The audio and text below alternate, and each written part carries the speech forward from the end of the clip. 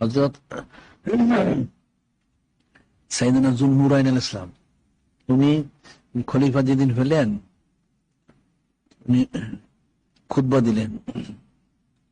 খুতবা দেওয়ার পরে কিছুক্ষণ দিলেন, দিয়ে খুব লম্বা না সংক্ষিপ্ত খুতবা দিলেন, দিয়ে বললেন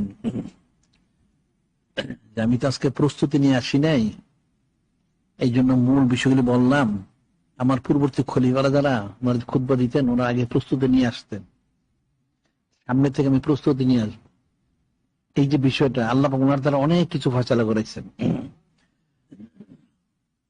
কেউ আলোচনা করছিল সেজন্য একটা প্রস্তুতি নিয়ে আসে, এলেম হলো বলার জন্য না শুরু করে কি বলবে সেটা গুছাই নিয়ে আসো, আয়াত শরীফ হাদিস শরীফ আনুষঙ্গিকটা কি বলতে হবে, তাহলে সেটা সে বলুক, তাহলে মানুষ শিখতে পারবে। আসলো সে বিভ্রান্তের মতো, মনে যে আসলো তাই বললো, তেমন কি শিখবে? তাকে তো গুছাই আসতে হবে বলার জন্য।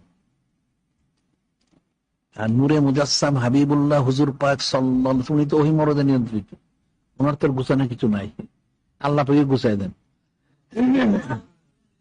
কিন্তু পরবর্তী যারা আসছেন, যেমন আফজালুন নাস বাদাল আম্বি হযরত সিদ্দিক, উনি সাইয়েদুনা ফারুক, ওনারা কোন বিষয়ে কি বলতে হবে সেটা আগেই গুছায় বলছেন।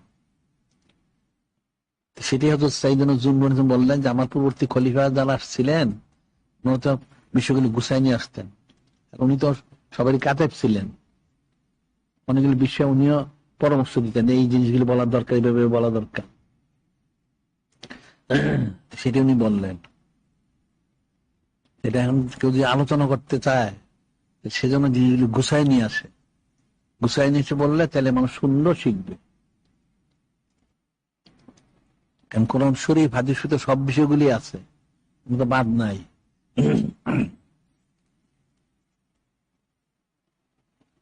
আর গুছানো না থাকলে সে তো সুশৃঙ্খল বলতে পারবে না, এলোমেলো বলবে।